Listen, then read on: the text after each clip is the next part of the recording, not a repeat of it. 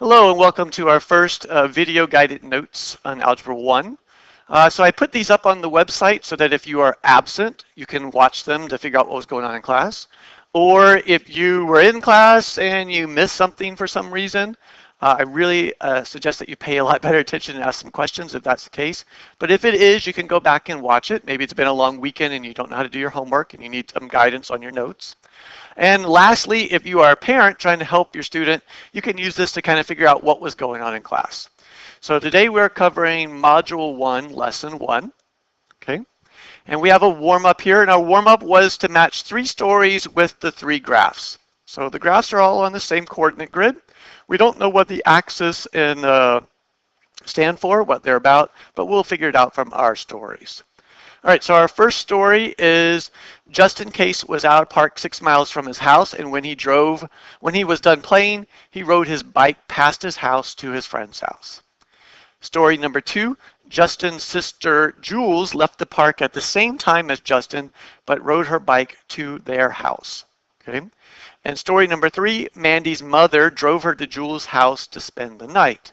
So either the green one, blue one, or red one goes with one of these 3 stories here. So we have to figure out who is Mandy, Justin, and Jules on this graph. All right, so here's my first hint for you. 2 of them started 6 miles from their house. So the starting place, remember, on any graph is at 0 on the x-axis. So 0 here, we can see 6 on the y, and that's for both of them. So 2 of the graphs start at 6. So the y-axis here must stand for the distance from the Case house. And this distance is in miles. Okay? Now, let's stop and think about it for a second, figure out who is who. One of the people, Jules in this case, stopped at her house. Okay? Well, her house, the distance from her house is going to be 0. So that's going to be this one. Jules started 6 miles from her house and ended up at her house. This is the distance from Jules' house, which is 0 in this case. Okay? All right, so this is going to be B for Jules. Now, Justin, he went past his house. So here he is at his house right here, but he kept going, and he ended up at his friend Mike's house. Okay? So that's why that's going to be C. And then the last one by default should be A, but let's see why that makes sense. So Mandy, she stayed at her house for a while, and then her mom drove her to the Case house so she could spend the night with Jules. Okay, so that's going to be A. She stopped at the Case house just like Jules did. Okay, all right. Now, we never really talked about what the intervals that would make sense for the x-axis here. So what are we talking about? Well, we're definitely talking about time. But the question is this time in seconds, minutes, hours? I don't know. So let's think about it for a second. We'll look at Jules, which is the blue one. Jules traveled 6 miles. Did she travel 6 miles in, let's see, that would be at 80 right here because it goes 10, 20, 30, 40, 50, 60, 70, 80. So did she travel 6 miles on her bike in 80 seconds, 80 minutes, or 80 hours? I would probably say that's going to be minutes. Seconds is way too fast, and hours is way too slow. We're not going to go 80 hours. That's more than 3 days. Okay? All right. So it did take her 80 minutes to get home. Okay? Justin was cruising, though. He got farther than home. He got 8 miles, 6 to get home, plus 2 extra here. And a lot less time. It only took him 60 minutes. So he must have been really pedaling his bike fast, while Jules kind of strolled back a little slower on her bike. All right, and then Mandy, she has the fastest rate here. She went 11 miles, and she only did it in, let's see, half, 1.5, 2.5, 3.5. So 3.5 intervals, which is 35 minutes. Okay. All right. So that was in the car. So that was the fastest rate. Now, on your homework, you are going to be asked to do rate of change. So in class, we practiced that a little bit. Remember, the rate of change is the slope. So it's like asking what is the speed that each one of them was traveling. All right. So we could do that for Justin to start with.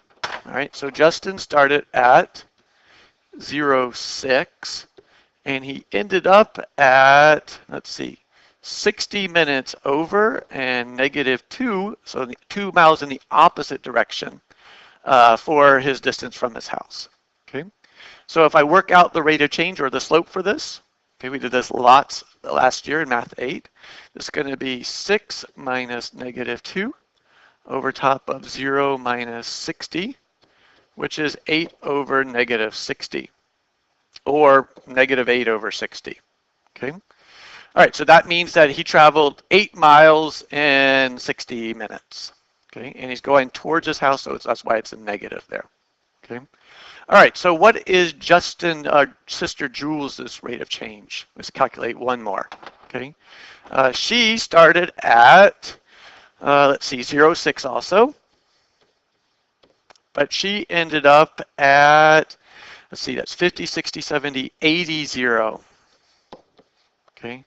So her rate of change, or her speed, was 0 minus 6 over top of 80 minus 0, which is 6 over 80, or -6 over 80. Okay, so she was going slower.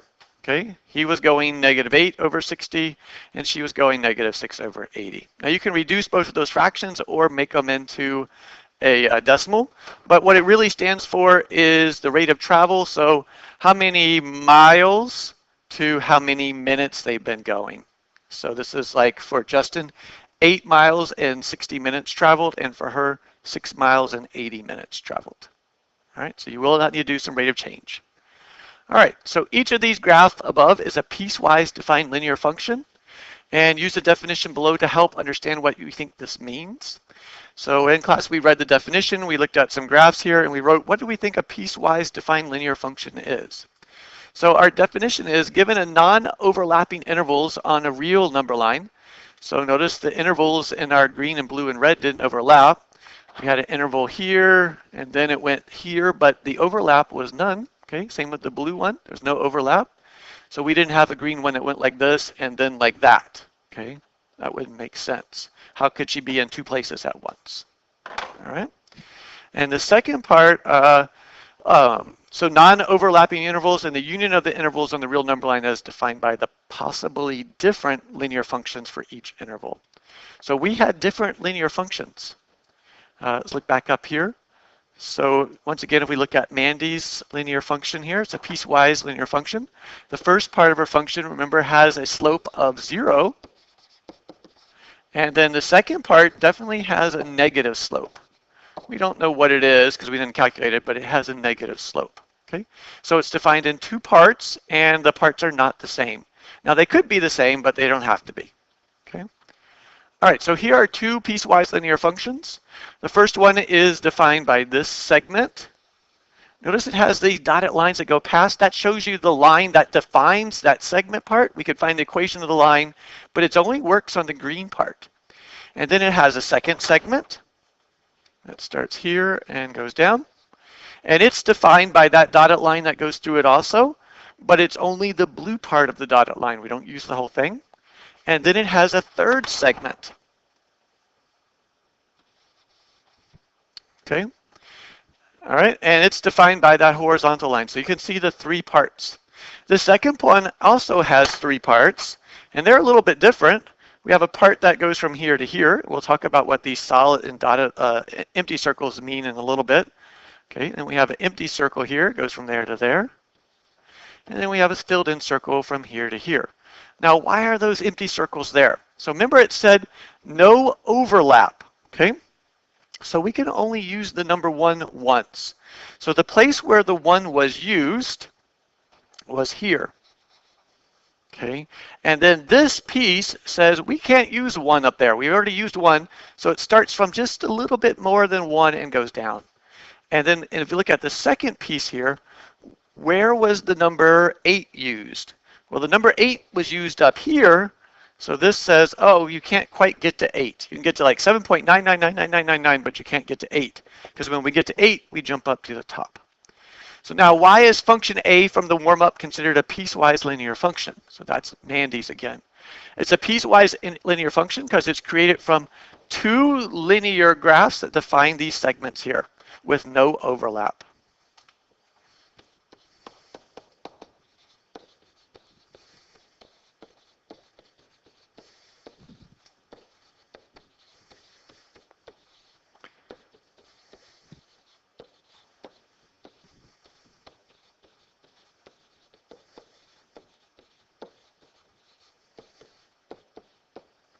It's a lot like this one right here.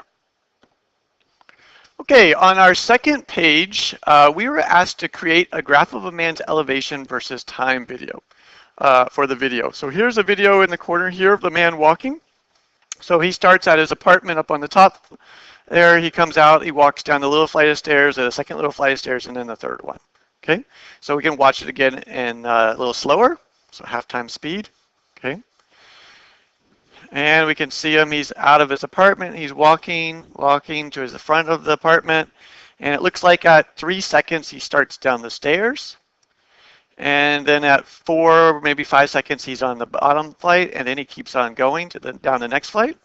About 9 seconds he hits that one, and then he walks down that last little bit of stairs, and he lands at about 11 seconds, and then he walks off. Okay, so our job is to figure out a graph of this, what's going on. Okay, so this will keep looping for us in the corner here while we work on it, and our job is going to be to figure out how are we going to graph this guy and make it fit. Okay, all right, so we've got our little video here, which has now changed size again, and we want to go around it. All right, so let's see if we can make this fit. All right, so we have a graph of man's elevation versus time. So we know this one is going to be elevation.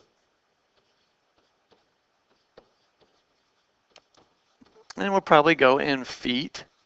Okay, and we're going to do above the ground. All right, and then this is going to be our time here. And that one probably be in seconds. All right, so let's see.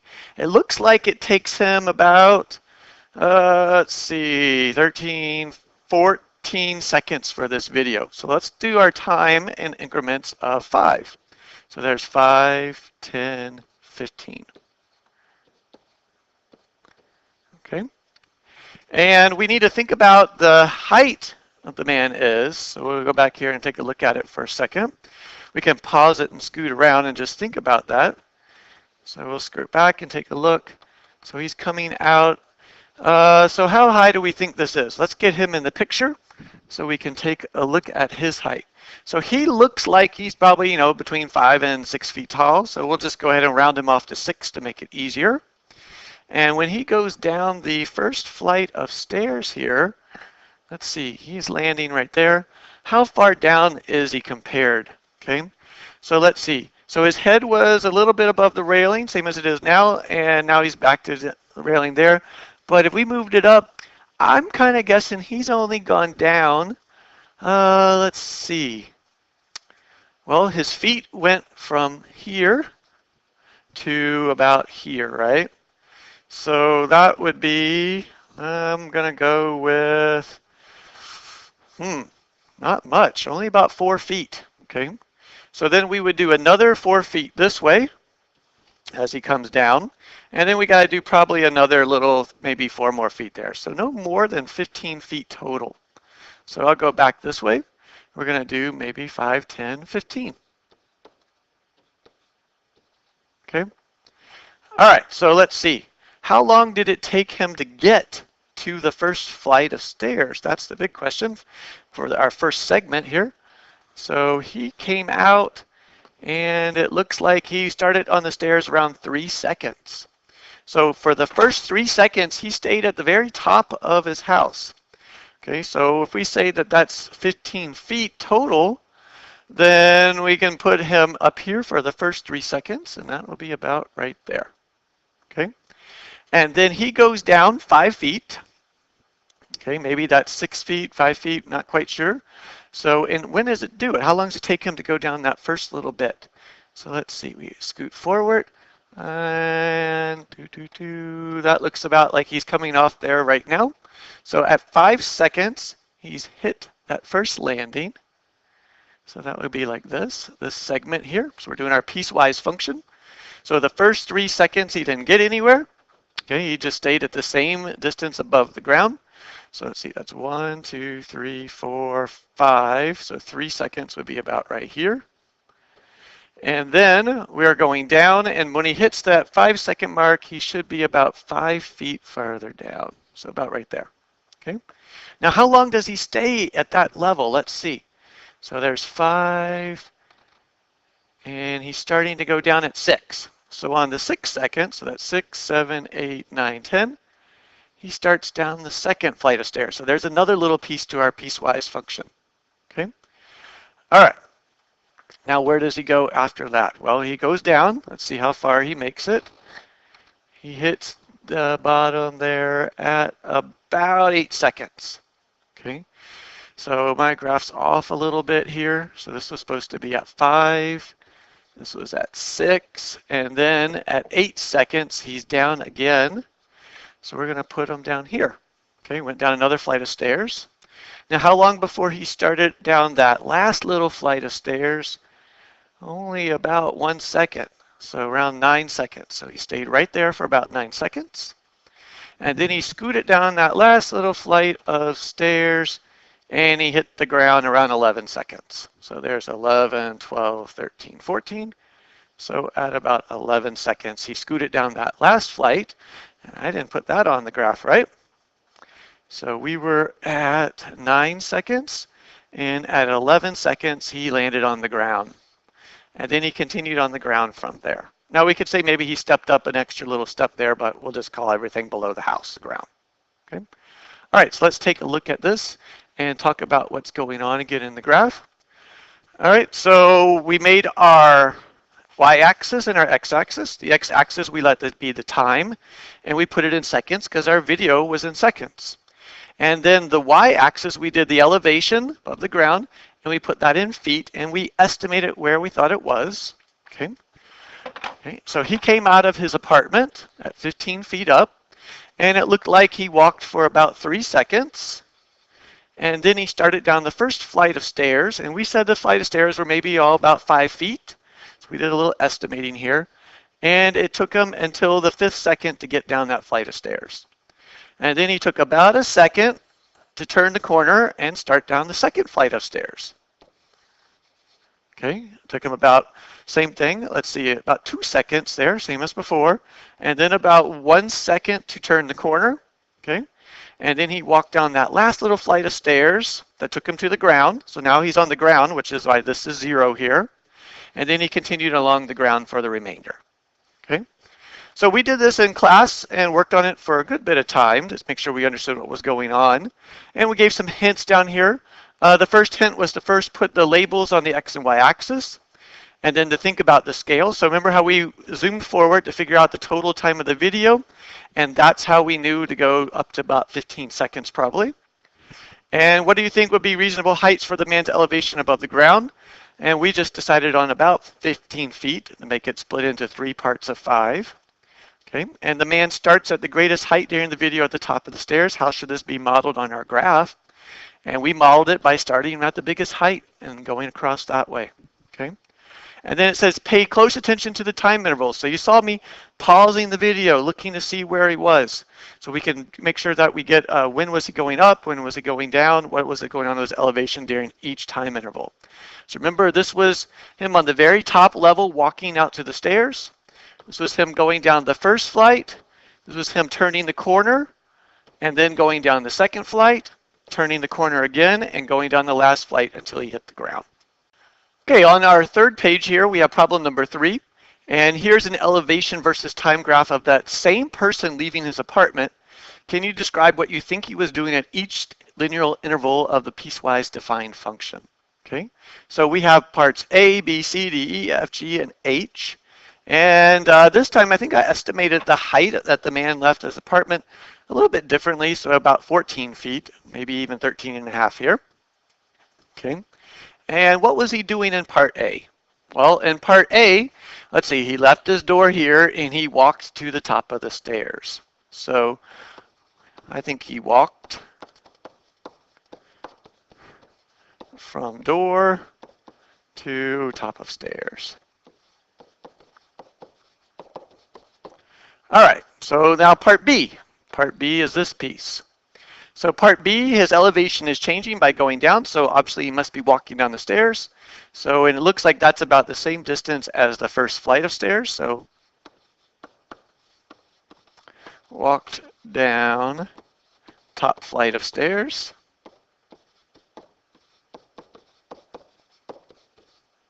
Okay. All right, then Same as before, it looks like he's turning the corner so he can go down the next flight. So turn the corner.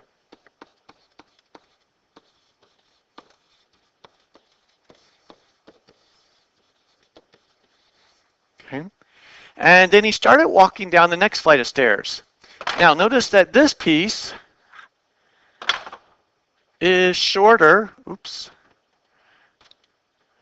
than that piece. So he didn't make it all the way down the next flight of stairs. Okay. So start it down the second flight, or the middle flight.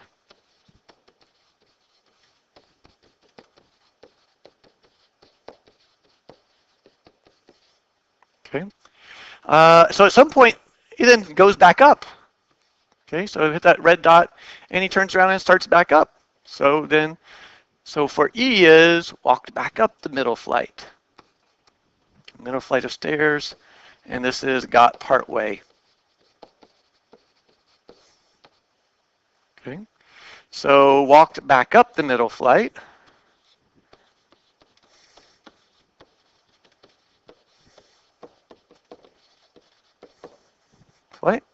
And then he turned the corner again.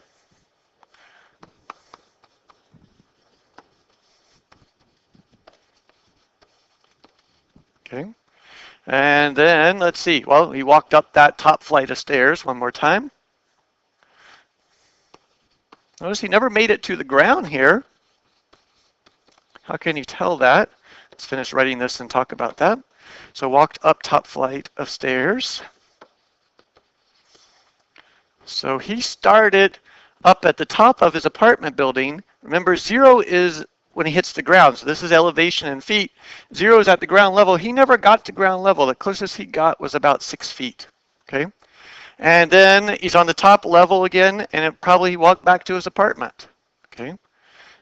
So possibly it was raining. He forgot an umbrella. Maybe he forgot his car keys. He turned around and walked back. So walked back to apartment.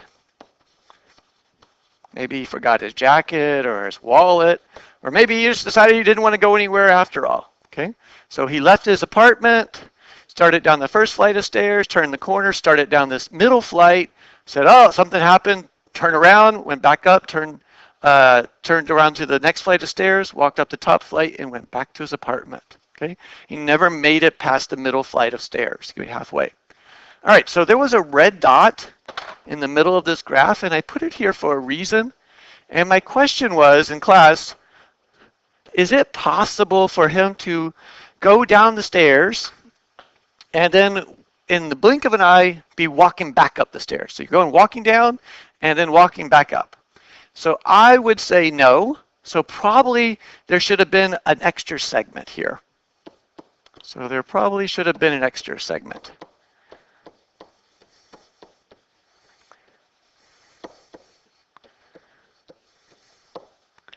So one more part to our piecewise graph.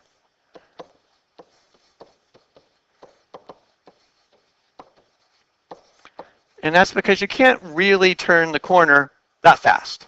Okay? You can't be walking down the stairs and then just suddenly start going back up. You're going to have to stop and turn around and walk back up, and that turning around part is probably going to take you a second, maybe a second and a half. Okay? All right, let's flip it over and take a look at our last page. And on the last page, we're going to revisit two graphs that we saw before. So we saw these two graphs when we were doing the definition for a piecewise function. So remember, these are piecewise functions because they're built from 3 pieces, and they are piecewise linear functions because they're built from 3 pieces of lines, 3 different lines in this case. Okay, one with a negative slope, one with a positive slope, and one with a 0 slope. And we want to define the intervals of each one. Okay. So we have some weird notation here to help us. You can see kind of what the first interval is defined from 1 second and back, right? So anything from 1 second and all the way back. So the 1 second goes right here because that's where it stops. And notice it was a filled in circle. So we do a bracket, the square bracket, to show that we actually get to the 1 second. That's where the 1 second is defined. Okay. And then we have negative infinity to show that it goes on to the left forever because this arrow says keep on going. Okay. All right, the second interval here goes from 1 to 8. But this time we don't have square brackets. We have those little just normal parentheses brackets.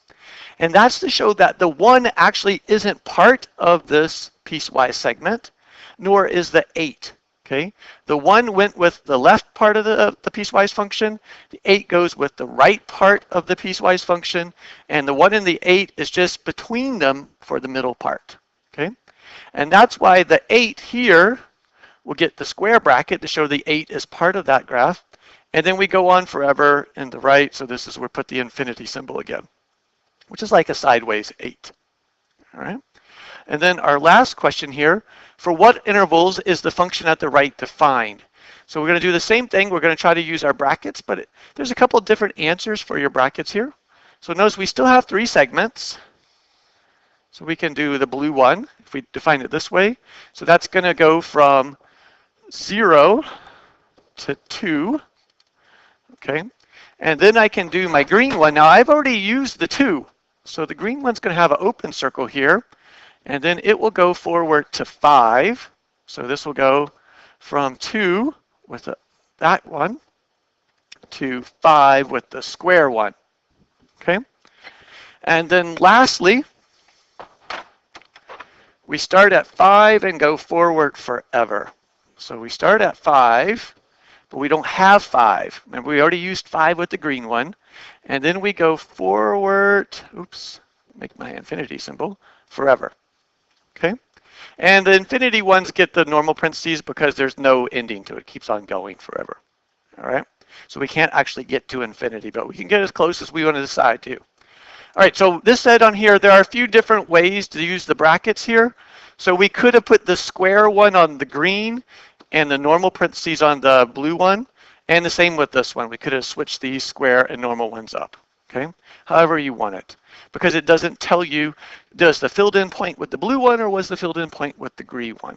All right, so your homework tonight is to complete Module 1, Lesson 1, and have your parents sign that you visited this website. You can't be watching this video if you're not on it, and you really should look at, like, the syllabus and all those things about how we grade and what else is on the website.